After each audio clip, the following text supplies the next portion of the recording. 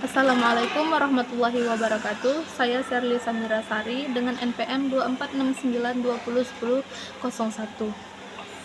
Di sini saya akan memenuhi tugas UTS dengan mata kuliah Sosiologi Keluarga. Yang pertama, pengertian sosiologi keluarga dan sertakan pandangan Anda mengapa kajian ini penting di era modern. Sosiologi keluarga adalah studi tentang keluarga sebagai unit sosial dan bagaimana keluarga berfungsi dalam masyarakat. Kajian ini penting di era modern karena keluarga adalah unit sosial dasar yang berperan penting dalam pembentukan individu dan masyarakat, sehingga dapat membantu memahami perubahan keluarga, mengembangkan kebijakan keluarga yang efektif, serta meningkatkan kesadaran masyarakat tentang pentingnya keluarga.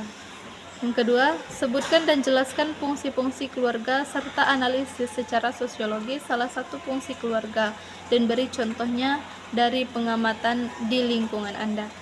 Keluarga memiliki beberapa fungsi, yang pertama, fungsi reproduksi. Keluarga bertanggung jawab untuk melahirkan dan membesarkan generasi baru. Yang kedua, yaitu fungsi sosialisasi.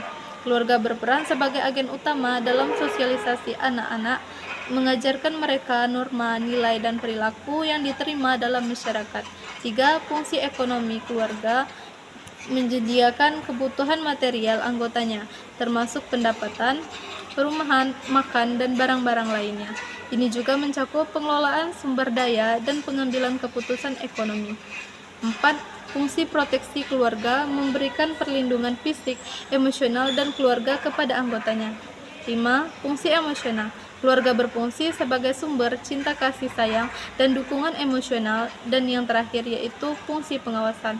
Sosiologi keluarga membantu menegakkan norma sosial dan aturan melalui pengawasan disiplin dan pengajaran nilai-nilai sosial yang sesuai.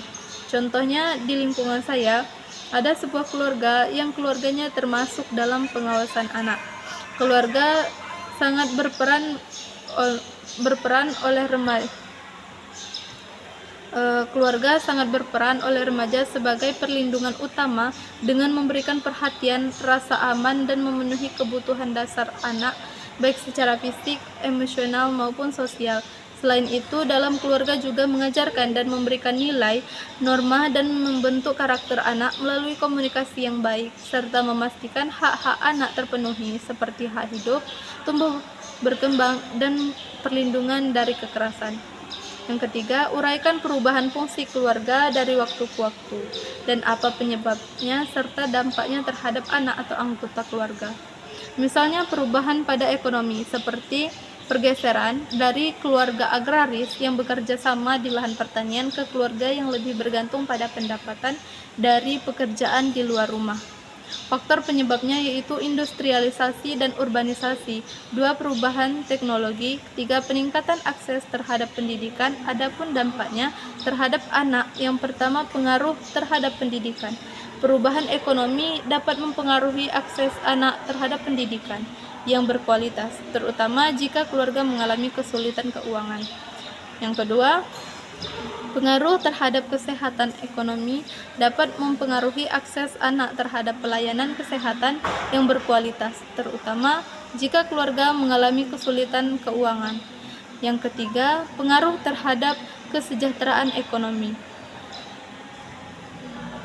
Kesejahteraan ekonomi dapat mempengaruhi kesejahteraan emosional anak, terutama jika keluarga mengalami stres dan kesulitan keuangan. 4.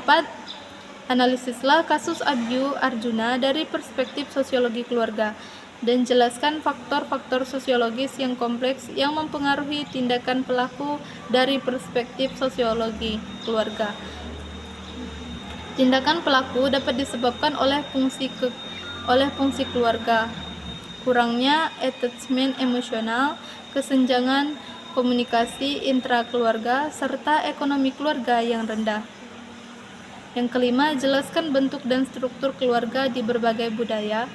Kemudian bandingkan minimal 2 bentuk keluarga dan beri contoh budaya atau daerah yang menganut bentuk atau struktur tersebut dan bagaimana pengaruhnya terhadap peran anggota keluarga dan bentuk struktur keluarga itu. Bervariasi dan bentuk struktur. Keluarga itu bervariasi tergantung budaya dan tradisi setempat di Indonesia. Misalnya keluarga inti seperti ayah, ibu, anak, sedangkan keluarga besar itu termasuk kakek, nenek, paman, tante, dan lain sebagainya. Keluarga orang tua tunggal dan keluarga tanpa anak. Contohnya seperti suku Minangkabau dengan sistem matrilineal menjadikan saudara laki-laki, ibu mama sebagai tokoh penting dalam keluarga dan berperan dalam pengasuhan anak. Sementara ayah hanya berperan sebagai penafkah. Di sisi lain, suku Batak dengan sistem patrilineal memberikan peran penting bagi anak laki-laki sebagai pewaris dan penerus bangsa. Mungkin hanya itu yang dapat saya sampaikan. Saya akhiri. Wassalamualaikum warahmatullahi wabarakatuh.